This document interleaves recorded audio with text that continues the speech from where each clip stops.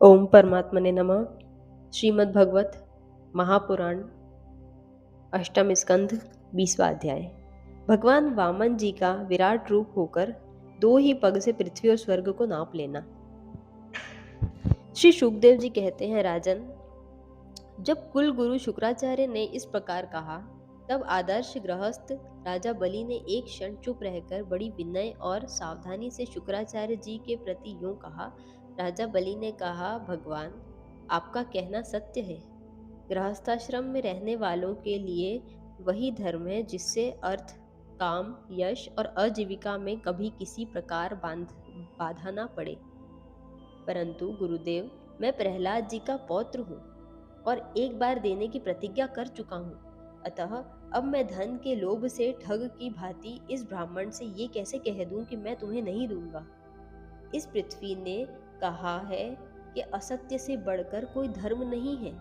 मैं सब कुछ सहने में समर्थ हूँ, परंतु झूठे मनुष्य का भार मुझसे नहीं सहा जाता। मैं नरक से, दरिद्रता से, दुख के समुद्र से, अपने राज्य के नाश से और मृत्यु से उतना नहीं डरता जितना ब्राह्मण से प्रतिज्ञा करके उसे धोखा देने से डरता हूँ। इस संसार में मर जाने के बाद धन आदि जो जो वस्तुएं साथ छोड़ देती हैं, यदि उनके द्वारा दान आदि से ब्राह्मणों को भी संतुष्ट ना किया जा सका, तो उनके त्याग का लाभ ही क्या रहा। दधीची, शिबी आदि महापुरुषों ने अपने परम प्रिय दुस्तज्य प्राणों का दान करके भी प्राणियों की भलाई ही की है। फिर पृथ्वी आदि वस्तुओं को देने में सोच विचार करने की क्या आवश्यकता है। ब्राह्मण, पहले युग में बड़े बड़े दैत्य राजाओं ने इस पृथ्वी का उपभोग किया है। पृथ्वी में उनका सामना करने वाला कोई नहीं था। उनके लोक और परलोक को काल खा गया, परंतु उनका यश अभी पृथ्वी पर ज्यों का त्यों बना हुआ है। गुरुदेव, ऐसे लोग संसार में बहुत हैं जो युद्ध में पीठ ना दिखाकर अपने प्राणों की बलि चढ़ा देते हैं, परंतु ऐसे लोग बहुत दुर्लभ हैं जो सत्पात्र के प्राप्त होने पर श्रद्धा के साथ धन का दान नहीं करें। गुरुदेव, यदि उदार और करुणाशील पुरुष अपात्र याचक की कामना पूर्ण करके दुर्गति भोगता है, तो वह दुर्गति भी उसके लिए शोभा की बात होती है। फिर आप जैसे ब्रह्मवेत्ता पुरुषों को दान करने से दुख प्राप्त हो तो उसके लिए क्या कहना ही क्या है। इसलिए मैं इस ब्रह्मचारी की अभिलाषा अवश्य पूर्ण करूंगा। महर्षि, वेद विधि के जानने वाले आप लोग बड़े आदर से यज्ञ यागादि के द्वारा जिनकी आराधना करते हैं, वे वरदानी विष्णु ही इस रूप में हो अथवा कोई दूसरा हो, मैं इनकी इच्छा के अनुसार इन्हें पृथ्वी का दान करूंगा। यदि मेरे अपराध ना करने पर भी ये अधर्म से मुझे बांध लेंगे, तब भी मैं इनका अनिष्ट नहीं चाहूंगा, क्योंकि मेरे शत्रु होने पर भी इन्होंने भयभीत होकर ब्राह्मण का शरीर धारण किया है। यदि ये पवित्र कीर्ति भगवान विष्णु ही है, तो अपना यश नहीं खोना चाहेंगे, अपनी मांगी हुई वस्तु लेकर ही रहेंगे। मुझे युद्ध में मारकर भी पृथ्वी छीन सकते हैं, और यदि कदाचित ये दूसरे ही हैं, तो मेरे बाणों की चोट से सदा के लिए रणभूमि में सो जाएंगे। श्री शुकदेव जी कहते हैं, जब शुक्राचार्य जी ने देखा कि मेरा यह शिष्य गुरु के प्रति अश्रद्धालु है, तब मेरी आज्ञा का उल्लंघन कर रहा है, तब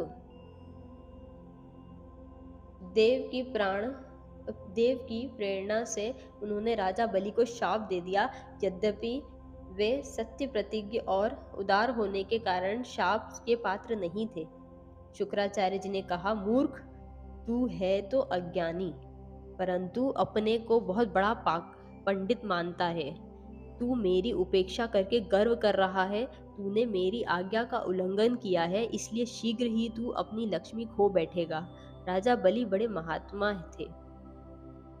अपने गुरुदेव के शाप देने पर भी वे सत्य से नहीं डिगे। उन्होंने वामन भगवान की विधि पूर्वक पूजा की और हाथों में जल लेकर 3 पग भूमि का संकल्प कर दिया। उसी समय राजा बलि की पत्नी विंध्यावली, जो मोतियों के गहने से सुसज्जित थी, वहां आई। उसने अपने हाथों वामन भगवान के चरण पखारने के लिए जल से भरा सोने का कलश लाकर दिया। बलि ने स्वयं बड़े आदर से उनके सुंदर सुंदर युगल चरणों को धोया और उनके चरणों का यह विश्व पावन जल अपने सिर पर चढ़ाया। उस समय आकाश में स्थित देवता, गंधर्व, विद्याधर, सिद्ध, चारण सभी लोग राजा बलि के इस अलौकिक कार्य तथा सरलता की प्रशंसा करते हुए बड़े आनंद से उनके ऊपर दिव्य पुष्पों की वर्षा करने लगे। एक साथ ही हजारों दुंदुभियां बार बार बजने लगी। गंधर्व, किमपुरुष और किन्नर गान करने लगे, अहो धन्य है इन उदार शिरोमणि बलि ने ऐसा काम कर दिखाया जो दूसरों के लिए अत्यंत कठिन है। देखो तो सही, इन्होंने जानबूझकर अपने शत्रु को तीनों लोकों का दान कर दिया। इसी समय एक बड़ी अद्भुत घटना घट गई। अनंत भगवान का वह त्रिगुणात्मक वामन रूप बढ़ने लगा। वह यहाँ तक बढ़ा कि पृथ्वी, आकाश, दिशाएं, स्वर्ग, पाताल, समुद्र, पशु, पक्षी, मनुष्य, देवता और ऋषि सबके सब उसी में समा गए। ऋत्विज, आचार्य और सदस्यों के साथ बलि ने समस्त ऐश्वर्यों के एकमात्र स्वामी भगवान के उस त्रिगुणात्मक शरीर में पंचभूत इंद्रिय, उन्हें विषय, अंतकरण और जीवों के साथ वह संपूर्ण त्रिगुणमय जगत देखा। राजा बलि ने विश्वरूप भगवान के चरणतल में, रसातल चरणों में पृथ्वी, पिंडलियों में पर्वत, घुटनों में पक्षी और जांघों में मरुदगणों को देखा।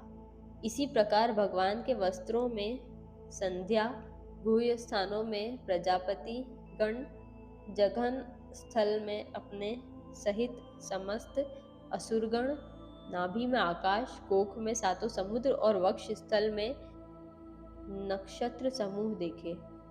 उन लोगों को भगवान के हृदय में धर्म, स्तनों में ऋत, मधुर और सत्य वचन, मन में चंद्रमा, वक्ष स्थल हाथों में कमल लिए लक्ष्मी जी, कंठ में सामवेद और संपूर्ण शब्द समूह उन्हें दिखे। बाहुओं में इंद्रादि समस्त देवगण, कानों में दिशाएं, मस्तक में स्वर्ग, केशों में मेघमाला, नासिका में वायु, नेत्रों में सूर्य और मुख में अग्नि दिखाई पड़े। वाणी में वेद, रसना में वरुण, भोहों में विधि और निषेध, बालकों में दिन और रात, विश्वरूप के ललाट में क्रोध और नीचे की ओठ में लोभ के दर्शन हुए। परीक्षित, उनके स्पर्श में काम, वीर्य में जल, पीठ में अधर्म, पद विन्यास में यज्ञ, छाया में मृत्यु, हंसी में माया और शरीर के रोमों में सब प्रकार की औषधियां थी। उनकी नाड़ियों में नदियां, नखों में शिलाएं और बुद्धि में ब्रह्मा, देवता एवं ऋषिगण दिख पड़े। इस प्रकार वीरवर बलि ने भगवान की इंद्रियों और शरीर में सभी चराचर प्राणियों का दर्शन किया। परीक्षित, सर्वात्मा भगवान में यह संपूर्ण जगत देखकर सबके सब दैत्य अत्यंत भयभीत हो गए। इसी समय भगवान के पास असह्य तेज वाला सुदर्शन चक्र गरजते हुए मेघ के समान भयंकर टंकार करने वाला शांगधनुष, बादल की तरह गंभीर शब्द करने वाला पांचजन्य शंख, विष्णु भगवान की अत्यंत वेगवती कौमोद की गदा, 100 चंद्राकार चिन्हों वाली ढाल और विद्याधर नाम की तलवार, अक्षय बाणों से भरे 2 तरकस तथा लोकपालों के सहित भगवान के सुनंद आदि पार्षदगण सेवा करने के लिए उपस्थित हो गए। उस समय भगवान की बड़ी शोभा हुई।